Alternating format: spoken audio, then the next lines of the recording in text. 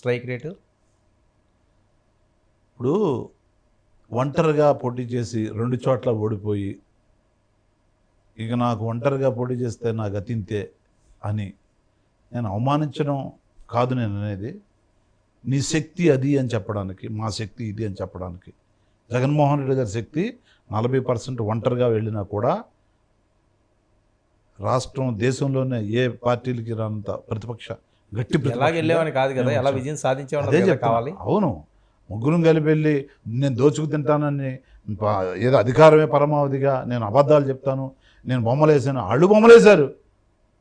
జగన్ ముఖ్యమంత్రిగా ఉన్నప్పుడు ఎవరి బొమ్మలు అన్ని చోట్ల ఎలా వేస్తారో అలాగే ఇది కూడా నిజంగా ఆ పత్రాలు ఏమోని ఇంట్లో పెట్టేసుకుంటాడు, అమ్మేసుకుంటాడు, లేదా తాకట్టు పెట్టేసుకుంటాడు, మీకు జెరాక్స్ కాపీలు అన్నారు, నిజం కాదు అని చెప్పిన ప్రజలు ఏంటంటే మోసపోయారు వాళ్ళ మాటలకి. జగన్మోహన్ రెడ్డి గారు మోసపోయారు, మోసం చేశారు. ఓకే, జగన్మోహన్ రెడ్డి గారికి ఏమైనా ప్రాణహాని ఉందని భయపడుతున్నారా? తప్పనిసరిగా మేము అనేది ఏంటంటే జగన్మోహన్ రెడ్డి గారిని వాళ్ళు టచ్ చేయడానికి అంత ధైర్యం చేస్తారా? ధైర్యవంతుడు, ఏ తప్పు చేయనివాడు,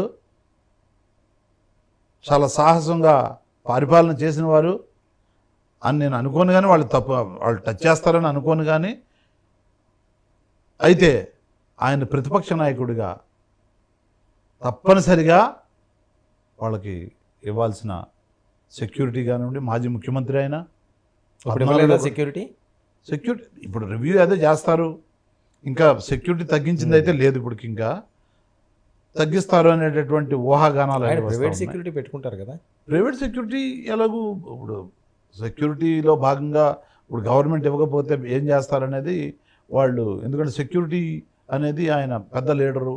అదేవిధంగా ఇప్పుడు జరుగుతున్న కార్యక్రమం మీకు ఏమైనా అనుమానాలు ఉన్నాయా? వీళ్ళు ఇస్తారా ఇవ్వరా? ఇవ్వడం అంటే నామ్స్ ప్రకారంగా ఇస్తారు. అది నేను దాని గురించి నామ్స్ ప్రకారం ఉన్న మాజీ ముఖ్యమంత్రికి ఎలా ఇవ్వాలో అలా ఇస్తారులేండి, దాంట్లో ఇవ్వాలి తప్పనిసరిగా. దానికి ఏ విధంగా వెళ్ళాలి కానీ ఈ మధ్యన ఎక్కువగా వినిపిస్తుంది కదా, అదేంటి ఏమన్నా సింపతి కోసమా లేకపోతే నిజంగా ఏమైనా ఆయనకి ఏమైనా ఇబ్బందికర పరిస్థితులు ఉన్నాయా సెక్యూరిటీ పరంగా? నేనేమంటానంటే కొంతమంది అందరినీ నమ్మే పరిస్థితి ఉండదు.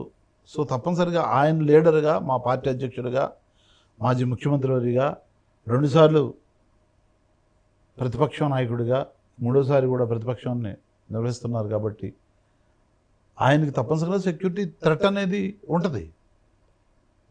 కొంతమంది అల్లరి మోకలు ఏదో అత్యుత్సాహంతో మొన్న ఏమైంది, ఇంతకుముందు ఏమైంది ఎయిర్పోర్ట్లో, ఇవన్నీ జరిగిన సందర్భం డ్రామాలని కదా వీళ్ళు కొట్టిపడేసింది.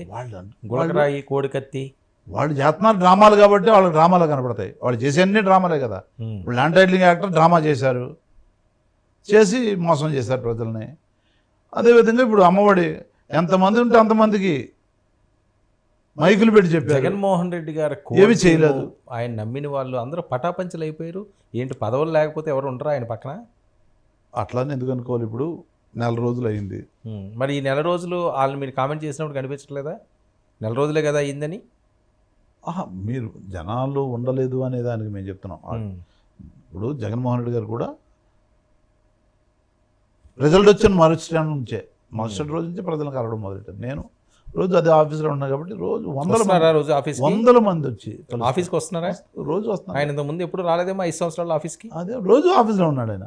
అప్పుడు ఆఫీస్లో ఉన్నారు. ఇంటి దగ్గర కదా ఆఫీస్ మీట్ అవ్వాలంటే ఆఫీస్ పక్కనే కదా ఆఫీసులో రోజు ఉన్నారు. అప్పుడు ఉన్నారు.